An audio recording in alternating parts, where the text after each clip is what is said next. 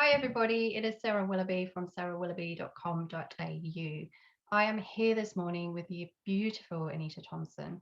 Anita has the most incredible story that she is very kindly going to share with us this morning about her journey through infertility. Welcome, Anita, and thank you so much for being here. Oh, thank you for having me, Sarah. It's a pleasure. Oh, I know that we have connected through your beautiful podcast, Heartache to Hope, and I encourage people to check that out. And I'll put a link to that in the post that I share. But I would love for you to start just by sharing a little bit about who you are, where you live, and what you're doing at the moment. Sure. Okay. Well, my name is Anita Thompson. I'm 42. Professionally, I am a HR and marketing professional. I work at a global law firm based in Sydney. So I live in the beautiful Sutherland Shire in Sydney. I have, which we'll obviously get into in our chat this morning, have had a 5-year infertility journey, which I've now come to the end of. So, yeah, that's a little bit about me. Okay, well, thank you. So let's dive into your story. Take me back to where it all really began for you and when you realised that you were going on this infertility journey. Yeah, sure. Where do we start? I have now a beautiful 12-year-old boy from a previous marriage. But when my now husband and I, were married, decided that we wanted to obviously grow our family. My son was 8 at the time. My husband, no biological children of his own. So we wanted to grow our family and complete our family, and so decided, yep, that's what we're going to do. So shortly after we decided that, I fell pregnant. I have had no issue with falling pregnant. That doesn't seem to be the challenge for me. We'll get into what the challenges are. Yeah. But shortly after fell pregnant, peed on a stick, very exciting. But of course, with that kind of moment of, oh, here we go again, I've got an 8-year-old, how am I going to actually deal with the newborn? So, all these emotions sort of conflicting at the time, but really, really excited. Went for an early scan at about, it was pretty early. I was going to maybe 5 weeks, and heartbeat was there. Everything seemed okay. Obviously, very tiny at that point in time, but went for the early scan and then went for a second scan at about the 8-week mark, and that's when I became one of those women who gets the "I'm so sorry, there's no heartbeat" message from the sonographer. I know so many women have encountered that, and I became one of them at that point. And at that point, Bub was measuring 6 weeks, 3 days. So at that point, it was very overwhelming because I had never experienced that before. I had had a miscarriage in my previous marriage that I miscarried naturally. So this was quite overwhelming because it was that shock of, how could I not know that I was no longer pregnant? For 2 weeks I was carrying around something that was no longer surviving inside me. So there was a lot of mixed emotions at that point. Had to go in for a D&C the following day. Did that. Grieved, as you do. But because we went in for a D&C, was able to find out that there was a chromosome abnormality, which is more common than people think. Particularly, I was in my late 30s at the time, and so it was quite common. Dealt with that as best we could, grieved. When the time was right, started again. We tried again. And sure enough, fell pregnant again. And it was the exact same scenario that played out. At the scan, sorry, there's no heartbeat. Measured 6 weeks, 3 days, again, went in for a D&C the following day, again. And again, it was a chromosome abnormality, the same one, the same abnormality. So at this point, my obstetrician said, given your age, I think we need to look at IVF and go down the IVF path. If I was younger, then, it's kind of a numbers game from that point of view. So we went, yep, let's do IVF. Did a round of IVF, and after the embryo transfer, you start to get your head around all this new terminology in the IVF world. 2-week wait, 2WW, and subsequently found out I was pregnant from the first round of IVF. So that was really, really exciting. Although I did have a bleed the day of the blood test, convinced myself that I was not pregnant, went out for lunch, had a glass of wine, all the rest of it, and then in the afternoon, you are actually pregnant. So what? So again, ecstatic, but holding breath. There is a holding of that you find when you are pregnant after loss. And it was, we've been here before. Let's just see how we go. Fast forward to the 13-week anatomy scan. So everything before that point was looking fantastic. Bob was growing, the heartbeat was strong. At 12 weeks, my husband and I looked at each other and just sort of went, I think this is it. This might be it. Yeah. How exciting. Went to the anatomy scan, and it became evident pretty quickly that there were some significant things wrong with Bub. His stomach was growing on the outside. There were some significant abnormalities with the face, and had a conversation with the doctor there at the sonographer's office, who said there is nothing that we can do. This baby isn't going to go to term, and if it does, the survival rate, is just almost 0% in terms of lasting 24 hours after birth. And with the guidance of him and my obstetrician, it became apparent that I would need to go in for a termination the following day. I was just numb. I was numb at that. I remember just sitting there in the doctor's office, at the sonographer's office, and I couldn't even cry. I was just like, how on earth are we at this point where everything was looking good, and now I'm not miscarrying? I actually have to make the decision to terminate. And that was huge. That was huge for me, considering the journey that I'd already been on. Went in for a termination the next day. My husband was actually had to go to a work conference, and I said to him, you go. I've got two of my really good friends who are going to take me there. We've been here before. We will grieve together after this surgery, and we will decide what to do next. But I had this feeling that morning in the pit of my stomach. I said goodbye to my husband and my son, and there was just something not sitting quite right. Anyway, had the general anaesthetic to go in for the termination. And one of the last things I remember as I was sort of falling asleep, I looked at my obstetrician and I just said, just look after me. And he actually said that is something that will last with him forever.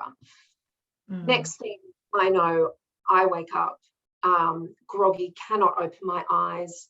I've got tubes down my throat, totally confused, don't know what on earth is going on, can feel that my husband is holding my hand and can hear that there's like chaos going on around me. Anyway, my obstetrician whispers in my ear, I'm sorry, Anita, we had to take your uterus. And I remember at the time just going, am I dreaming? What is going, like, this is just really just so bizarre. And the first thing I thought of was, where is my son? Has he been picked up from school? That mum sort of instinct. And my husband must have known this, because he just said to me straight away, Max is looked after. He's okay. So he must have known that would have been the first thing that I thought of. Yeah. Fell asleep, woke up in what I now know was ICU at about 2 a.m, pitch black, nurse sitting down the end of my bed, tubes down my throat. So confused, asked for a pen and paper because I couldn't speak, and I just wrote on the bit of paper, what happened? ? In my sort of, so I can't believe she made out what I wrote, because I was, anyway, what happened? And she said, the doctor will tell you in the morning. And how long did you have to wait? So when you had that conversation with the nurse, how long did you have to wait? That was 2 a.m.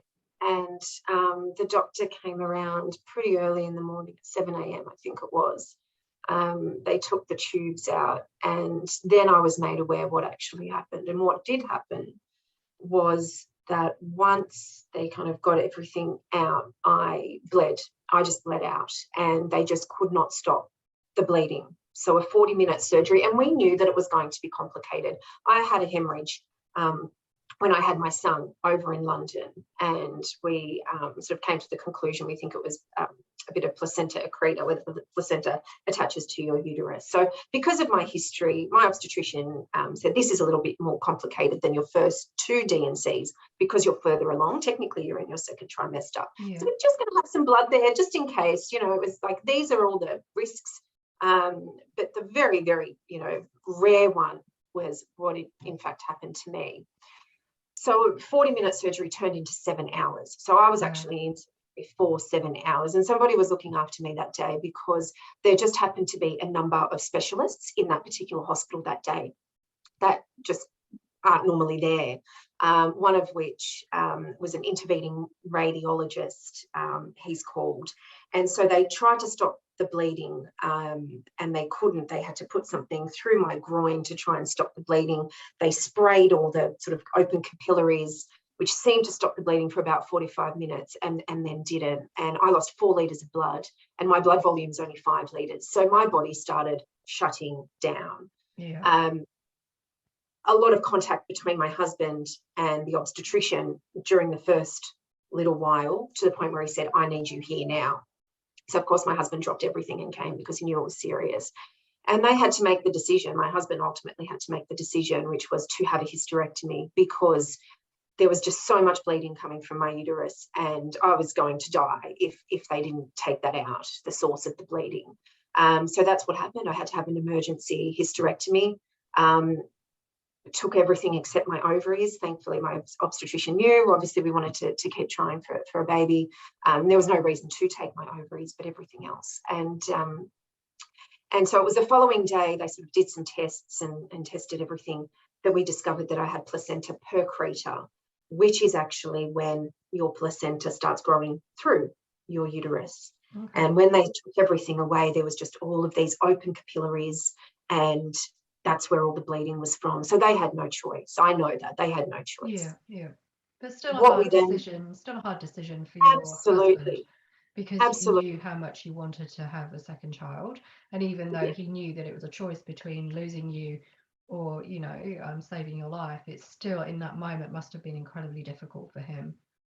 Absolutely. And we actually both saw a psychologist after that, which I then continued to see. But the first couple of sessions were actually with both of us, because he went through a trauma.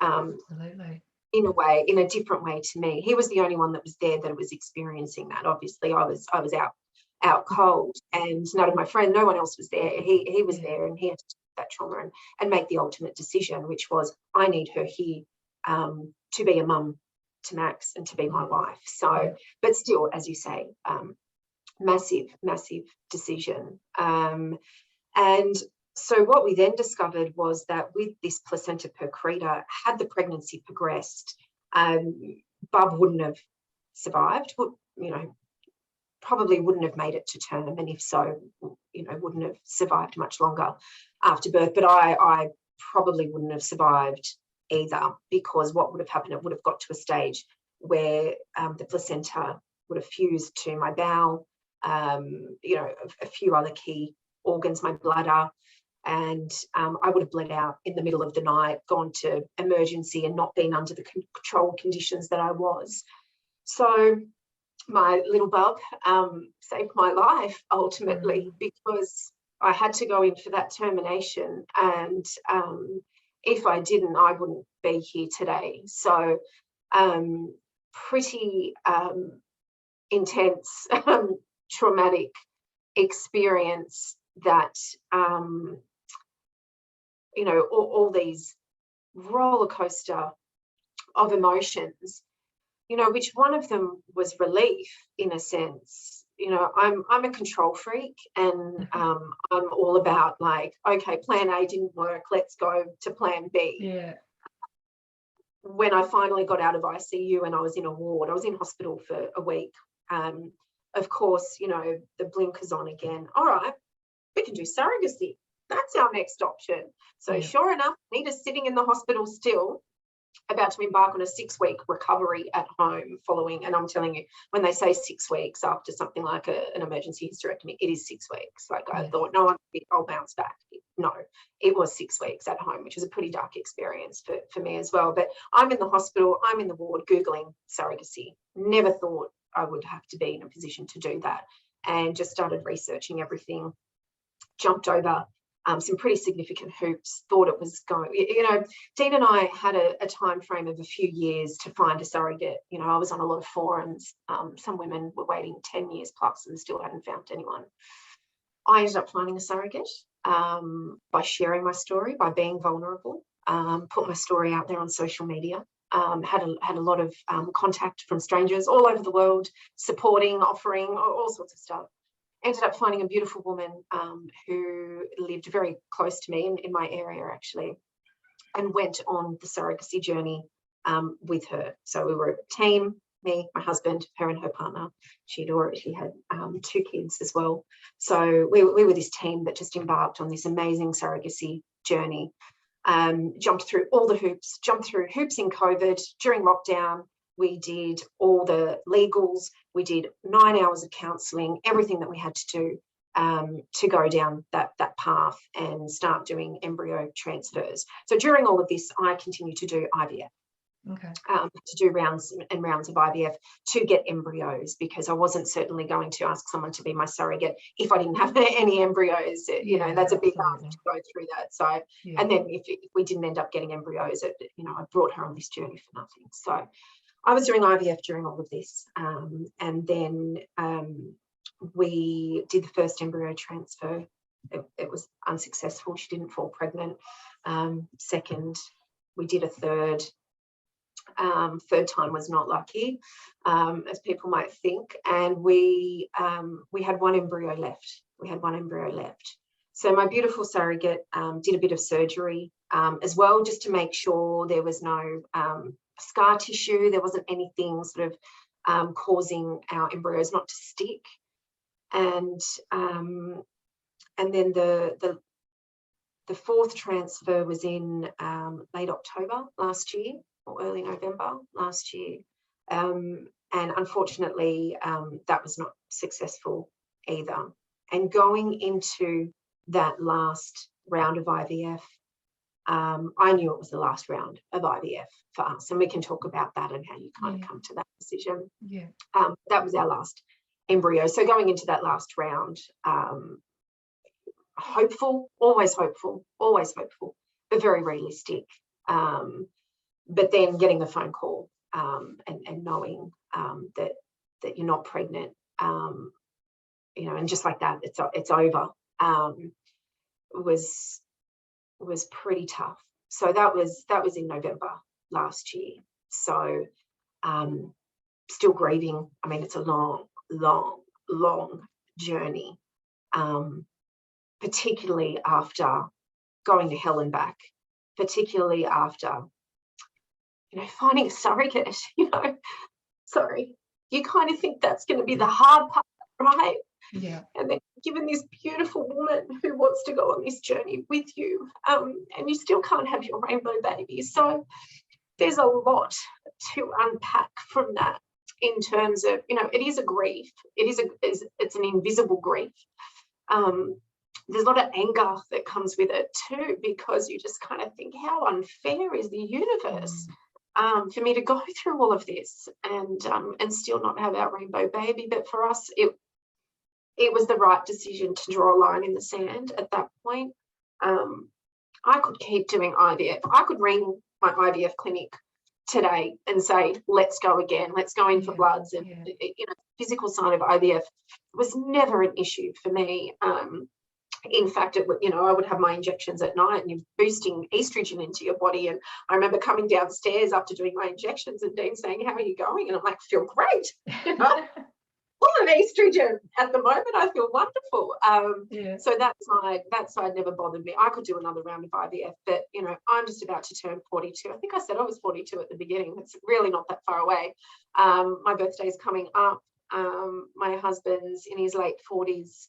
We had to be realistic. You have to start letting go at some point. It's not giving up I need to make that very, very Yes. clear. And for women who are at that sort of precipice of, do I keep going or do I not? It's not giving up. You don't give up. You let go. You let go of something. And sometimes that takes more strength than keep fighting a battle you're not going to win. I totally agree. Yeah. So, sorry, that's the short version. I know. I'm like, whoa. Of events. That's the short version, and I talked for quite a bit of time there. But I think it's important to understand the context and the background and all the different kind of hurdles that you face on this infertility journey, and all the ups and downs, the good, the bad, the ugly, and there is a lot of good thrown in there. You learn a lot through infertility. You know, I'm now doing this podcast. I'm now meeting people like you, who are so incredible and so inspirational. And I need to do that. I need to meet people like you. I need to do my podcast and everything else that's going to come, because it just makes it less like it was for nothing, you know. Yeah. I just want to take a moment just to say thank you for being vulnerable and sharing your story. I know it is still very raw, and November last year, that's no time whatsoever. And even if you'd said to me it was 5 years ago, 10 years ago, you know, it's so soon, and grief is different for all of us, and we all grieve differently. And I'm sure at every point of your infertility journey you grieved differently at each stage. But when you come to the end of the road and you make that decision that we're letting go, and as you said, thank you for clarifying that it's not giving up. I think there's so much strength in being able to come to that decision. And I know that it mustn't have been an easy one. So I just want to take a moment just to say thank you and just to honor you for that. Oh, thank you. Thank you. And I know for me that I share my story to help other people, but I share my story from a place of looking back on it when I'd come out of it the other side, whereas you have been exceptionally brave and you're sharing your story as you have been going through that. So, you know, the podcast that you've mentioned, you were sharing your story as you were on your journey. And again, I really encourage people to tune into that and listen to some of the stories that have been shared on there, because it is so vastly different for each of us. Yet the common theme is that there is so much silence and stigma and shame still surrounding infertility. And it's not until we give it a voice that we help to break that silence. So the work that you're doing is so incredibly important. And I really take my hat off to you, because you are so incredibly strong. Any one of those situations that you had been through is enough to have any of us curled up on the bed in the fetal position, crying and wondering, why me? And what's the lesson in all of this? You know, we like to find a reason for it, don't we? We need to find a purpose for our pain. Yeah.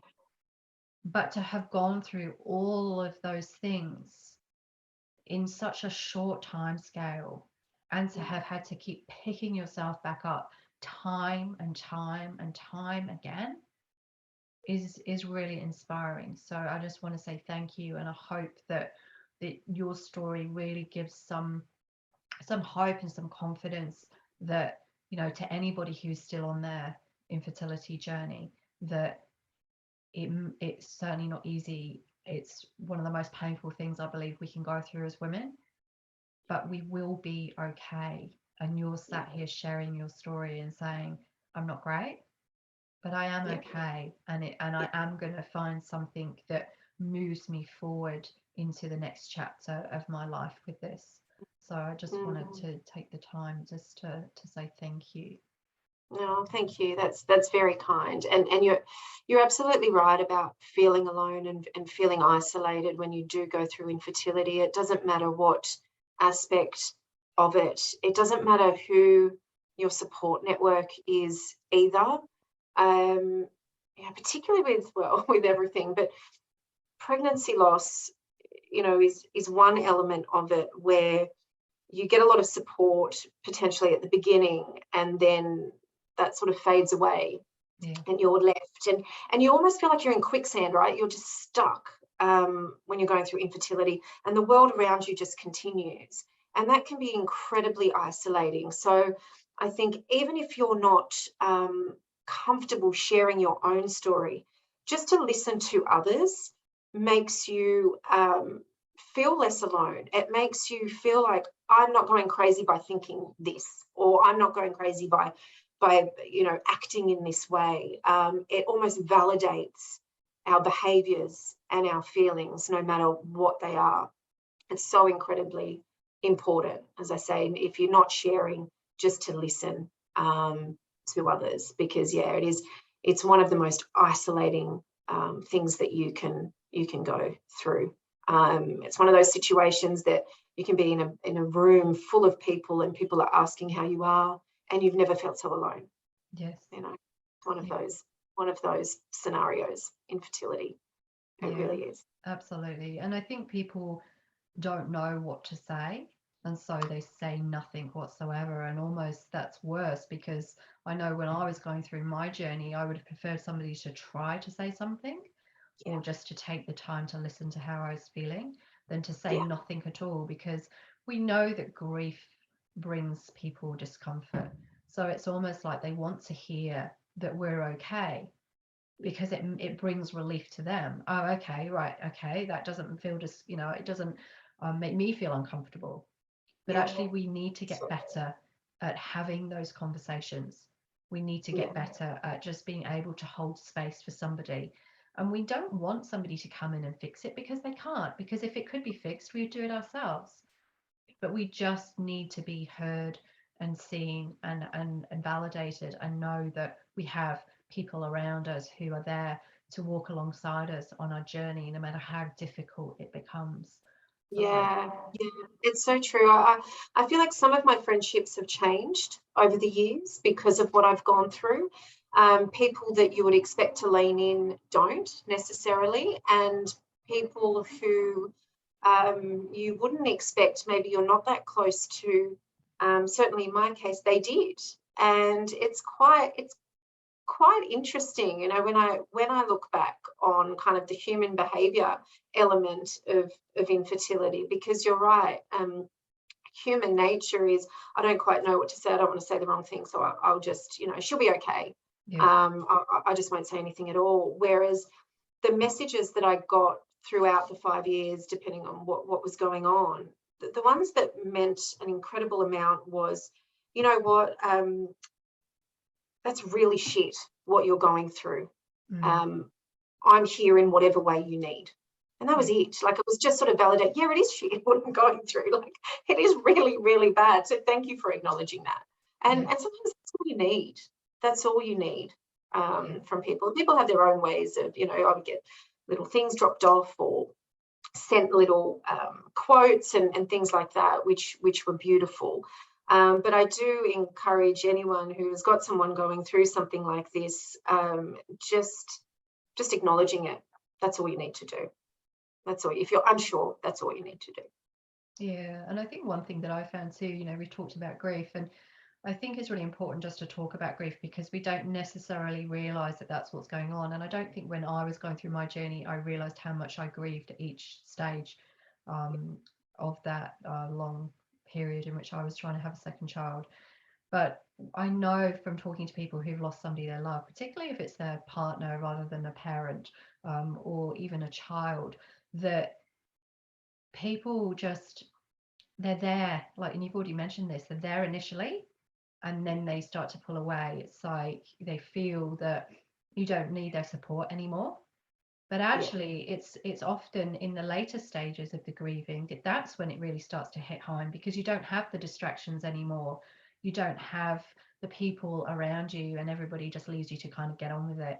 And so I encourage people to step in and keep checking in with anybody who's going through this, to find out how they're doing, because it isn't a quick fix. It doesn't go away overnight. I believe it's something that we learn to cope with for the rest of our lives, in whatever way. And I know from talking to people who are in their 70s and 80s who have had even just a miscarriage, not been through the incredible journey that you've been through, that they can still be brought to tears, even though that might have happened for them 60 years ago.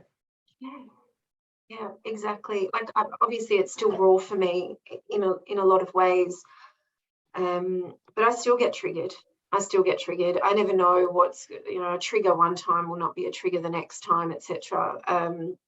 A prime example, I love going to the beach. I live near the beach, and that's my outlet. I go there to relax. I enjoy the sun, the ocean, etc. Now that's a trigger for me because I see a lot of parents with their little ones down at the beach. I see dads with their 2-year-old or 3-year-old, and I think that could have been us. That could have been my husband. Like, I'm still carrying around a lot of guilt, unnecessary guilt, I know, but I haven't been able to give my husband a child of his own in his own right, even though he adores my son like his own.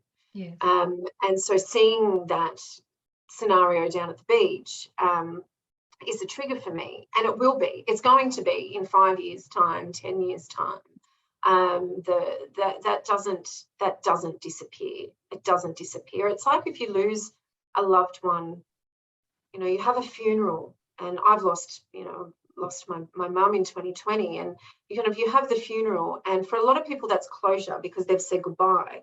But for the loved one, the very, very close people around that person, that's just the beginning, because then it's the reality that the person's not there. But for a lot of people, it's closure. With infertility, it's a little bit different because, as I say, it's an invisible grief. But what it means is that there's this, when something happens in the immediate future, there is that support, and there's the checking in and that sort of thing. And then, as you say, people kind of go, okay, well, she's here, she's smiling, she's, there's some nice photos on social media or whatever. And then it sort of gets forgotten about. And it's not until about 6 months, 12 months later, like, it's sinking in now, the reality of this. I'm just about to have a birthday, and I say, yeah, this is real now. I'm not going to, when I thought I would have, another child at this point. That's when you would hope some people would check in as well at that point. Yeah. It's really important. Yeah. And I think the other thing I want to just acknowledge, I mean, you've just kind of casually slipped into the conversation that you've lost your mum. I mean, losing your mum is so incredibly emotional. Yeah. Losing your mum during COVID, going through all of this during COVID, those layers of complexity, those layers of grief that you have been dealing with. I'm surprised that you're still functioning. I'm surprised that you're able to have this this conversation. So I just want to, just take a moment to acknowledge that if people are still on their infertility journey and they've been doing this through the last couple of years, that there's so much grief. There's the collective grief that is going on as well in the world at the moment that we need to acknowledge. And even though we may not feel that we're in tune with that, we absolutely are, because we're all connected. We're all energetically connected no matter where we live in the world. And so, that's just compounded everything that you have been through. It is. And Sarah, it's interesting because, I was with Mum when she passed away, when she had her last breath. I was there with my sister and my stepsisters, and, a very traumatic yet beautiful experience at the same time. I feel very fortunate that I was there with her at the end, and not that was that didn't play a part in my decision making to draw a line in the sand or in terms of the infertility journey. But what it did help with, I suppose, if I can term it that, is the realization that life is short. And what I didn't want to do was to spend the next 5 years with the blinkers on, the little mouse in the wheel, trying to have a baby and not enjoying everything else that my life involves. I look back, and there were some pretty significant periods of time where I did have the blinkers on because I just wanted to have that baby. That was the goal. I'm a very goal-oriented person, and that was the goal. And unfortunately, I feel that took away from living life during some of those periods of time over the 5 years. And for me now, and part of the decision, and I suppose part of trying to let go and trying to heal and move into this next phase of my journey, is the fact that I need to find joy outside of a rainbow baby now, and there is a lot to find joy in, and it's not easy. And I still have days where you know, I will contact work and say, I'm just taking a day today, and all I feel like doing is just sitting in front of the TV and losing myself in a show, or sit there and cry. I still have those days. Yeah. And then there are days, you know, it's going to be like that for a while. So yes, I'm here and I'm sharing my story, and I can laugh and I can smile, and there is still joy in grief. Like they're not mutually, mutually exclusive. You can have both. But I think, you know, what I experienced with Mum was that when we're only here for a short time, and what do I want that to look like? And I don't want regrets. I don't want to, you know, in 5 years' time go, I feel like I didn't live the last decade. I didn't want that. And that, I think, played quite a big part in the decision making for me, certainly. Yes, and I can completely understand that. I realized that I'd spent a lot of my life being absent to my son emotionally and mentally, because I was so focused on the next child and the next child and what we were going through.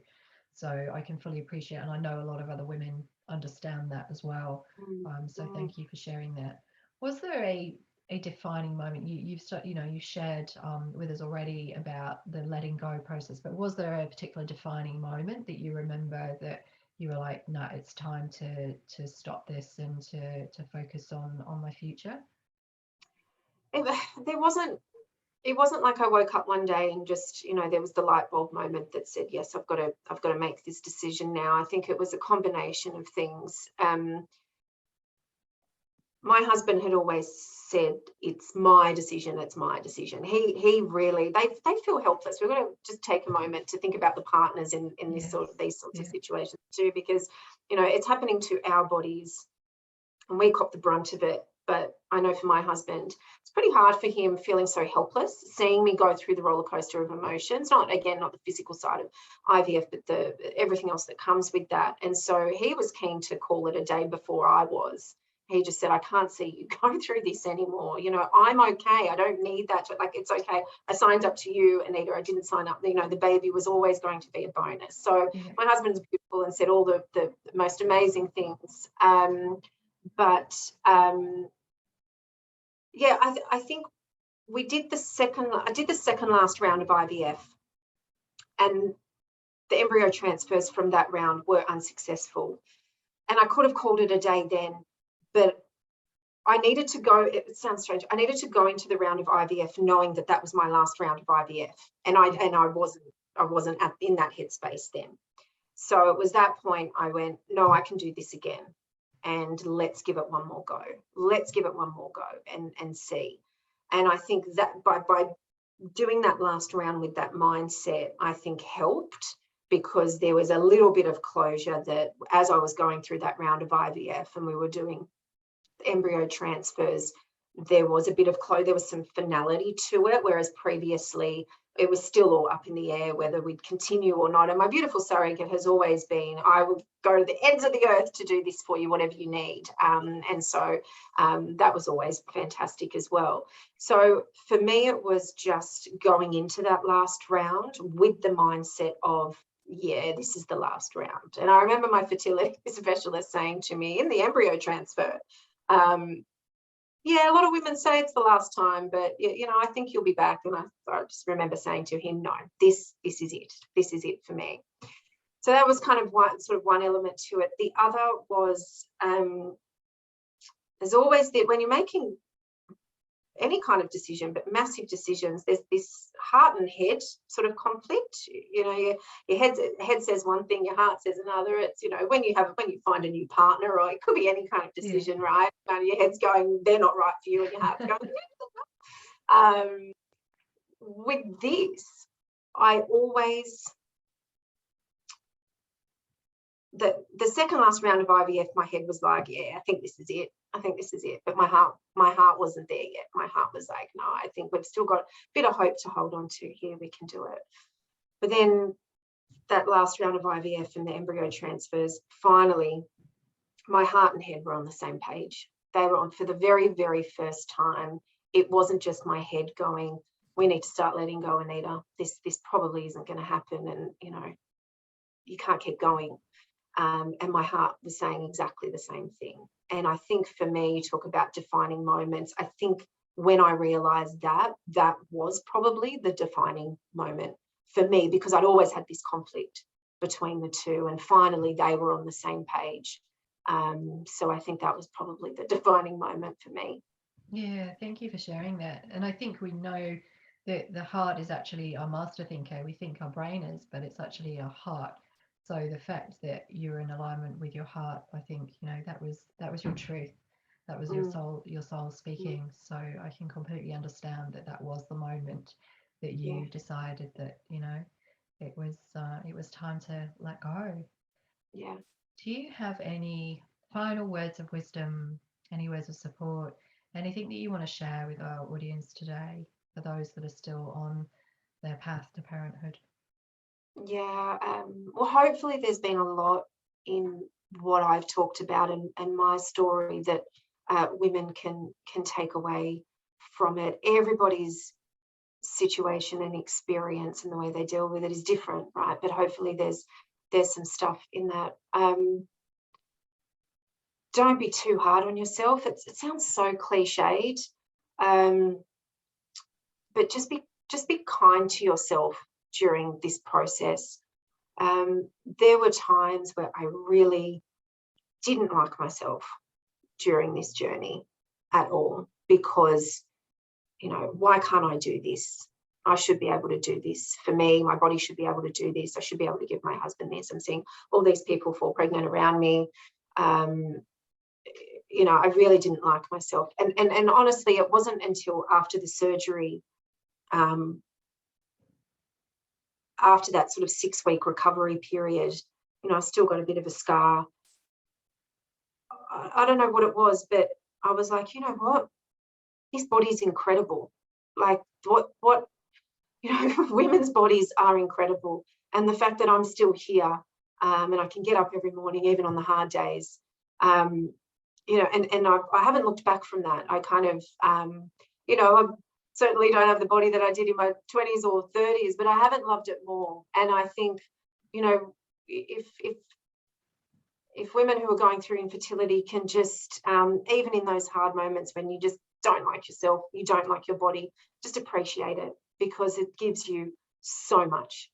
It gives you so much. That would probably be the only other thing besides all the other little bits and pieces I've thrown in along the way today. Yeah. Thank you. And that's huge. And I too understand that, which is why I was smiling when you're sharing it. When I was lying in ICU and I was looking my own mortality in the face after my IVF cycle went disastrously wrong, I had this moment of appreciating my body for the first time, of loving my body and saying, no, this body's going to get me through this. And so everything fundamentally changed in my life from that point onwards. And I had been very critical, like you mentioned, of self and of what my body wasn't doing. And I hadn't appreciated all the things, all the incredible things that it was doing for me each and every day. So there was absolutely a blessing in that. And I'm very grateful that I now look myself in the mirror, and I too don't have that body that I had when I was 20, pre-children. But I am so incredibly grateful for everything that it does every day for me. So thank you for sharing that wisdom. I know that it will help a lot of women with what they're working through at the moment. Yeah, so one other thing that, and you will, is you're an absolute advocate for this, I know, meditation. So I should have mentioned that. One of the things that got me through, probably after I can't remember if it was after the first miscarriage or the second miscarriage, but one of the things that got me through a large proportion of the 5 years was actually finding self and finding center and doing meditation. And I'm not great at it. Sometimes it would just be 5 minutes in the morning. But I know if I don't meditate for 1 or 2 days, I feel it the third day. I don't feel centered. I feel a bit agitated. I did a lot of visualization, during that period as well. And I just focusing on your breathing, whatever meditation looks like for you, I think it is hugely, hugely powerful, and got me through some really, really challenging and dark times. Also talking to an external person as well, an external psychologist. I'm not ashamed of that, still do that. But in terms of something, not external, meditation, huge, huge.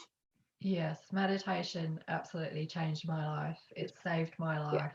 I cannot, say enough about meditation as well. And for me, being in nature, connecting with Yes. self through nature, you can also meditate in nature, and then it's like mind blowing.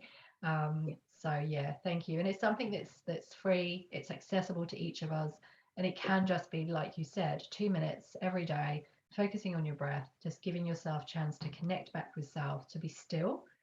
Yeah. It is life changing. So I really encourage people to tune into that, to tap into that, and to help support them through whatever it is that they're going through. Yeah. So Anita Thompson, thank you so Sarah, very much. you're welcome. My heart just feels full. I feel so incredibly blessed to have you in my life. Oh, I really thank do. you. You are such an inspiration to so many people. I love the work that you're doing. I love your podcast. I will put a link to that so that people can check that out. I love the work that you're doing with the Pink Elephant Support Group here in Australia as well. I know that you're a massive ambassador for change, and I just want to say thank you. Keep shining your beautiful light, and until we speak again, thank you. Oh, thank you, Sarah. It's been a pleasure, and I think the same about you. So thank you so much. Oh, thank you.